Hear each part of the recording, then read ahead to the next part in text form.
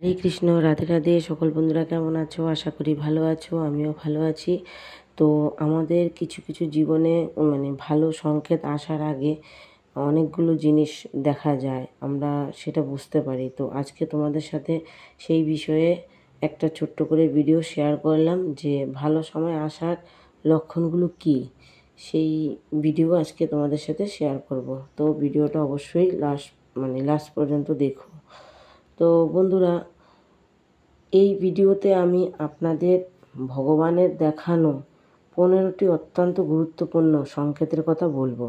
এই সংকেতগুলো আমরা আমাদের জীবনে কখনো না কখনো অবশ্যই পেয়ে থাকি, কিন্তু আমরা এই বিষয়ে সংকেতগুলোর অর্থ জানি না বলে বুঝতে পারি না যে ভগবান আমাদেরকে কি বোঝাতে চাইছেন।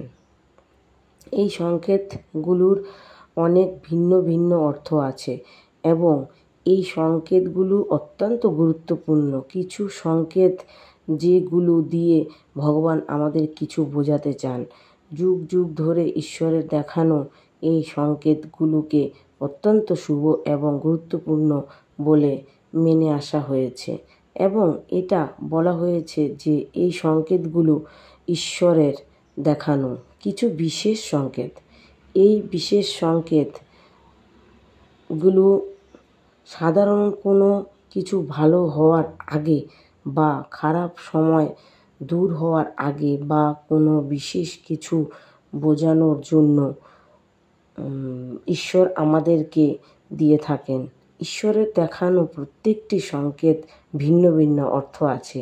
তাই এই ভিডিওতে আমি আপনাদের ঈশ্বরের দেখানো 15টি বিশেষ গুরুত্বপূর্ণ সংকেতের কথা বলবো, যে সংকেতগুলো আপনারা দেখলে সহজেই বুঝতে পারবেন যে ঈশ্বর আপনাদেরকে কি বোঝাতে চাইছেন।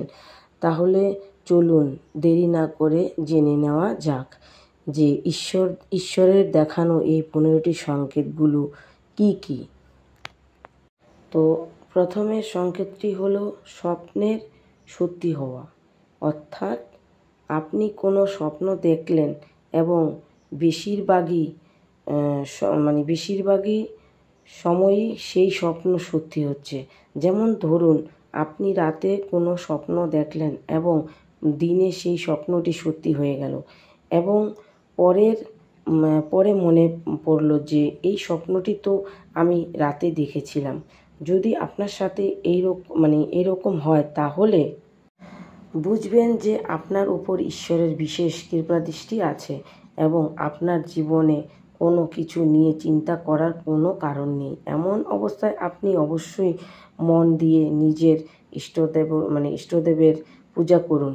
দ্বিতীয় সংকেতটি হলো সঠিক সময় সঠিক সিদ্ধান্ত মাথায় আসা। আমাদের অনেক সময় এরকম পরিস্থিতি আসে যেখানে আমাদের সঠিক সিদ্ধান্ত নেওয়াটা অত্যন্ত জরুরি হয় এবং এই রকম সময় দেখলেন যে আপনার মাথায় হঠাৎ করে কোনো একটি সিদ্ধান্ত এলো এবং আপনি সেই সিদ্ধান্তটি নিলেন এবং পরে দেখলেন যে আপনার নেওয়া সিদ্ধান্তটি সঠিক হয়ে গেল।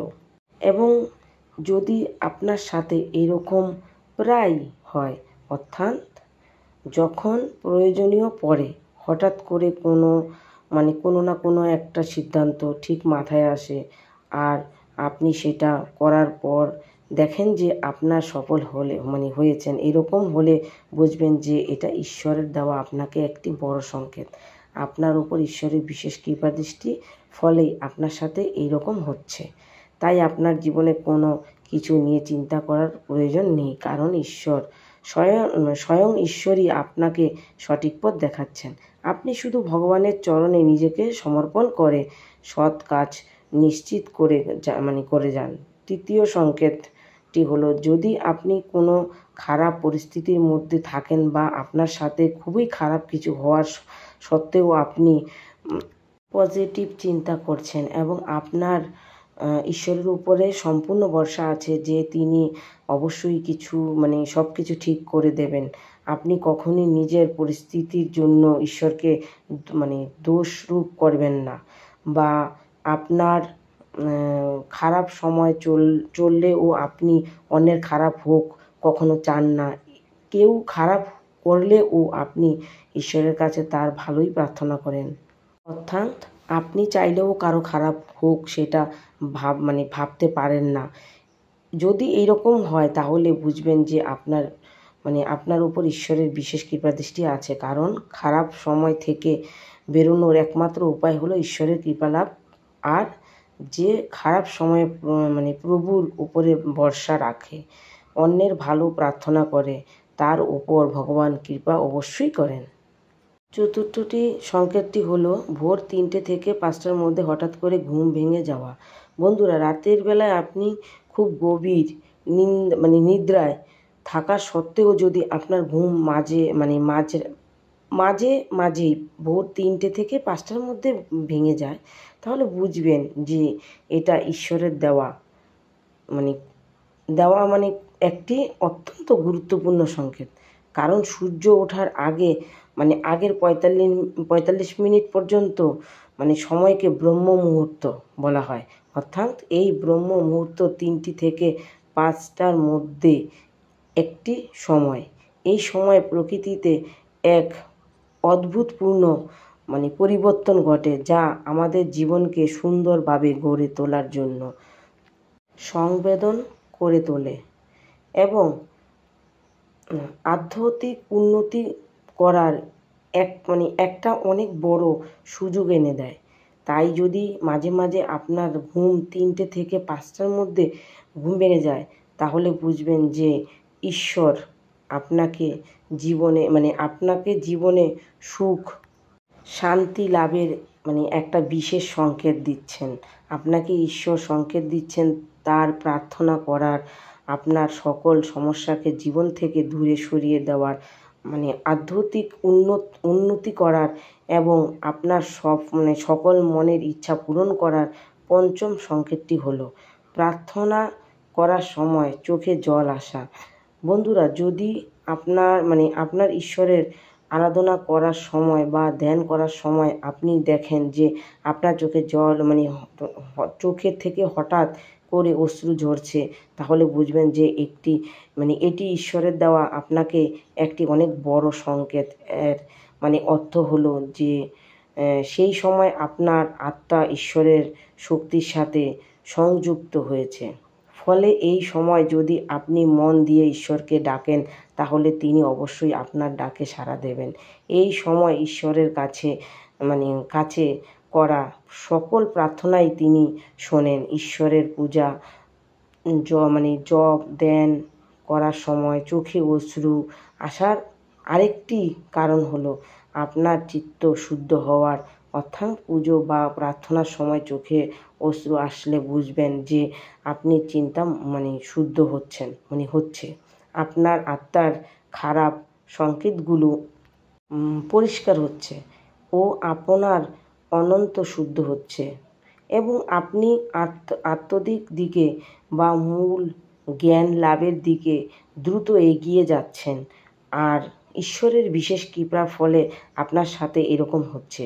ষষ্ঠম সংকেতটি হলো যে বন্ধুরা, যদি আপনি স্বপ্নে কোনো দেবদেবীর মন্দির বা নিজের ইষ্টদেবতার দর্শন করেন, তাহলে বুঝবেন এটি আপনাকে ঈশ্বরের দেওয়া একটি অনেক বড় সংকেত। এরকম স্বপ্ন আমাদের বোঝায় যে আমাদের উপর দৈব কৃপা আছে। তাই যে দেবদেবীকে স্বপ্নে দেখেছেন আর কি, সেই দেবদেবীর পূজা অবশ্যই করুন। সপ্তম সংকেতটি হলো জ্বালিয়ে রাখা প্রদীপের শিখা বেড়ে যাওয়া। বন্ধুরা, অগ্নি হলো পঞ্চভূতের মধ্যে একটি। যেহেতু সবার মধ্যে প্রভু শিবের বাস, তাই অগ্নির মধ্যেও তিনি বিরাজমান।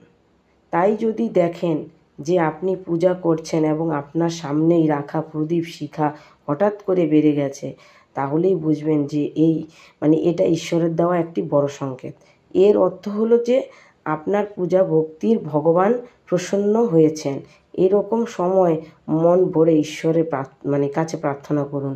অষ্টম সংকেতটি হলো বাড়িতে আসা গরু।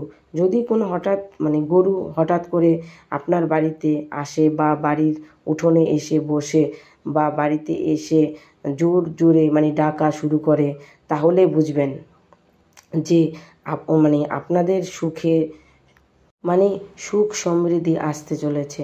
ঈশ্বরের কৃপায় আপনার সকল আর্থিক সমস্যা মিটতে চলেছে ও আপনার সকল সমস্যা দূর হতে চলেছে। নবম সংকেতটি হলো ঈশ্বরের প্রসাদ খাওয়া। বন্ধুরা, অনেক সময় দেখেন যে আপনার ভগবানের প্রসাদ থেকে খুব ইচ্ছে করছে, দেখে আর কি, আপনি কারোর কাছে সেই কথা বলেনও নি, কিন্তু হঠাৎ করে কেউ এসে আপনাকে ভগবানের প্রসাদ দিয়ে গেল। এরকম হলে বুঝবেন যে ভগবানের বিশেষ কৃপা দৃষ্টি আপনার উপরে আছে এবং আপনার মনের ইচ্ছা ভগবান শুনেছে। দশম সংকেতটি হলো পুজোর ফুল মাটিতে পড়ে যাওয়া। যদি আপনি পুজো শুরু করার আগে ভগবানের প্রতি ফুল দিয়ে থাকেন এবং দেন বা পূজা করার সময় যদি সেই ফুল আপনার দিকে হঠাৎ করে প্রতিমা থেকে এসে পড়ে, তাহলে এটা অত্যন্ত শুভ মানা হয়। এটি সংকেত হলো যে আপনার পুজো অর্চনা ঈশ্বর স্বীকার করেছেন এবং প্রভু আপনার মনস্কামনা অবশ্যই শীঘ্রই পূরণ করবেন। এইরকম 11তম সংকেতটি হলো